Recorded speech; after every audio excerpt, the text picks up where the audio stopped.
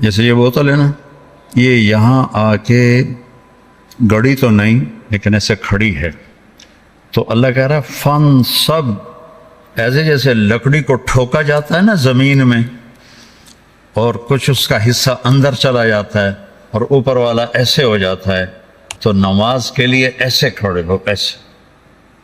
عبداللہ بن زبیر پر حجاج حملے کر رہا تھا اور وہ حرم میں نماز پڑھتے، کوئی پتھر یہاں سے گزرتا، کوئی یہاں سے گزرتا، کوئی یہاں سے گزرتا، اور ان کے جسم میں ایسے بھی نہیں ہوتا تھا، ایسے، اتنے اطمینان سے نماز۔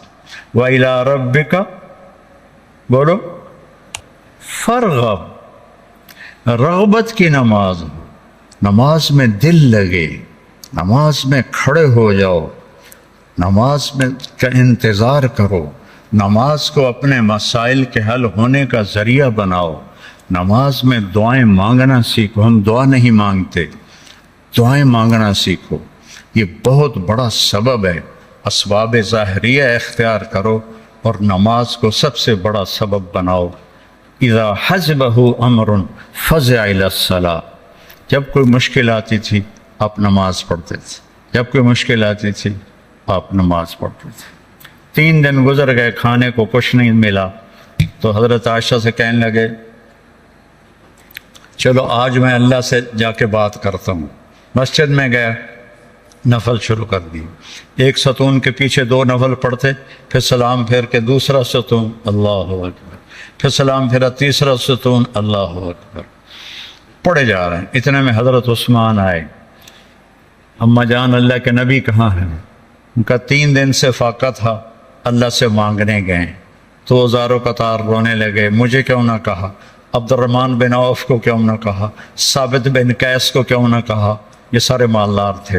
بھاگے بھاگے گھر گئے، پورا اونٹ بھر کے راشن کا لے کر آئے اور آ کر وہاں اللہ کے نبی کے گھر اتارا، اور پھر بھاگے بھاگے گئے اور گھر میں جو سالن تیار ہو گیا تھا وہ اٹھا کے لائے اور روٹیاں اٹھا کے لائے اور آ کر دیا کہ پکانے میں دیر لگے گی۔ جب اللہ کے نبی واپس آئے، پوچھا عائشہ کچھ ہوا؟ کہ یہ دیکھیں اللہ تعالیٰ نے سب کچھ کر دیا ہے۔ کہ یہ کون لایا ہے؟ کہ یہ عثمان لایا ہے۔ تو آپ نے ایسے ہاتھ اٹھائے، اے اللہ میں عثمان سے راضی ہوں، تو بھی اس سے راضی ہو جا۔ اے اللہ میں عثمان سے راضی ہوں، تو بھی اس سے راضی ہو جا۔ اے اللہ میں عثمان سے راضی ہوں، تو بھی اس سے راضی ہو جا۔ تو نماز کو اپنا وظیفہ بناؤ۔ یہ آج کل کے یہ سوشل میڈیا اور بہت سے ایسے نادان لوگ، یہ وظیفہ پڑھو، یہ وظیفے پڑھو، یہ پڑھو، یہ پڑھو، یہ سب فضولیات ہیں۔ سب سے بڑا وظیفہ نماز ہے اور دعا ہے۔ سب سے بڑا وظیفہ نماز ہے اور دعا ہے۔ باقی سب ڈھکوسلے ہیں، میرے اوپر جادو ہو گیا ہے، میرے اوپر اثر ہے، میرے اوپر جنات ہیں، یہ سب عاملوں کی جیب گرم کرنے کے اسباب ہیں۔ یہ کچھ بھی نہیں ہے، سب بک بک ہے، سب بک بک ہے۔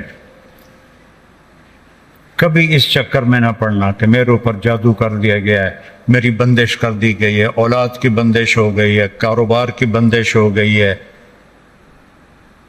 نماز جو موجود ہے، اللہ جو موجود ہے، تو کبھی عاملوں کے چکر میں نہیں پڑنا۔ کبھی جو وظیفے بتانے والے ہیں 1000 دفعہ یہ پڑھو، 1000 دفعہ یہ پڑھو، میرے سر میں درد ہے۔ اور ایک بزرگ کہنے لگے کہ آپ 1000 دفعہ سورہ اخلاص پڑھا کرو۔ میں کہا جی پھر تو پہلے انہوں نے ہور درد ہوا جاوے گا جو میں سر درد نال میں 1000 واری سورۃ اخلاص پڑھا کے میرے کو تو نماز دی رکعت وچ کولو اللہ مشکل پڑی جاندی ہے۔ میں کہا جی یہ وظیفہ تسی اپنے کول ہی رکھو، یہ میرے واسطے کوئی نہیں ہے۔ میرے نبی نے وظیفہ بتایا، نماز پڑھو دعا مانگو، نماز پڑھو دعا مانگو، صدقہ کرو، سخی بنو، بخیل نہ بنو۔ بخیل سے اللہ دوستی لگاتا نہیں اور سخی سے اللہ دوستی توڑتا نہیں، چاہے فاسق ہو۔ اور سخاوت کا مطلب کوئی بہت زیادہ خرچ کرنا نہیں ہے، وہ دل کی کیفیت کا نام ہے، وہ دل کی کیفیت کا نام ہے۔ تو غریب بھی سخی ہو سکتا ہے، مالدار بھی ہو سکتا ہے، غریب بھی بخیل ہو سکتا ہے، مالدار بھی ہو سکتا ہے۔ بخل خود پیدا ہوتا ہے، سخاوت کو پیدا کرنا پڑتا ہے۔ سخی بنو، مولویوں میں سخاوت بہت کم ہے، بلکہ ہے ہی کوئی نہیں، کیونکہ شروع سے لینے کا جو کام شروع ہو جاتا ہے تو دینے کو دل ہی نہیں کرتا۔ تو دینا سیکھو تاکہ اللہ تمہیں دے، کھلانا سیکھو اللہ تمہیں کھلائے، پلانا سیکھو اللہ تمہیں پلائے۔ پھر سب سے بڑی سخاوت ہے جس پہ ناراضگی ہے معاف کر دو۔ سب سے بڑی تواضع ہے جس پہ زیادتی کی ہے اس سے جا کے معافی مانگ لو۔ معافی مانگنا اس سے بڑی تواضع کوئی نہیں، معاف کر دینا اس سے بڑی سخاوت کوئی نہیں ہے۔ اور اللہ کو سخی سے پیار ہے، وہ فاسق ہی کیوں نہ ہو۔ سامری نے بچھڑے کی پوجا کروائی، اللہ نے کہا ان سب کو قتل کرو، وہ قتل ہو گئے۔ سامری نے پکڑا ہوا آ گیا، اللہ نے کہا موسیٰ سامری کو چھوڑ دے۔ کہ یا اللہ وہ بدبخت تو سب کو بچھڑے کی پوجا پہ لگانے والا۔ اللہ نے کہا سخی ہے، سخی کو قتل کرنا مجھے اچھا نہیں لگتا، آپ ہی مر جائے گا۔ وہ بخار میں مر گیا۔ تو سخاوت ایسی چیز ہے جو کفر و نفاق میں بھی کام دے جاتی ہے۔ بیٹا سخی بنو۔ اور ایک سخاوت بتائیے جس پہ کوئی پیسے نہیں لگتے، معاف کرنا سیکھو، معاف کرنا سیکھو، درگزر کرنا سیکھو، اپنی کوتاہی کا کھل کے اعتراف کرو۔ جو معافی مانگنے آئے اس کے آگے منہ نہ بناؤ، اسے فوراً اپنے سینے سے لگاؤ۔ الا تحبون ان یغفر اللہ لکم، معاف کرنا سیکھو، معافی مانگنا سیکھو۔ اور نوافل میں تہجد کا اہتمام کرو، یہ شعار الصالحین ہے۔ آپ نوجوان ہو تو آپ 70 سے بھی آگے چلے گئے، تہجد کا اہتمام کرو۔ نوافل اس سر درد میں میرے نفل کبھی چھوٹتے ہیں، ورنہ 40-50 نفل روزانہ پڑھتا ہوں۔ میری تہجد قضا نہیں ہوتی سوائے شدید تکلیف کے۔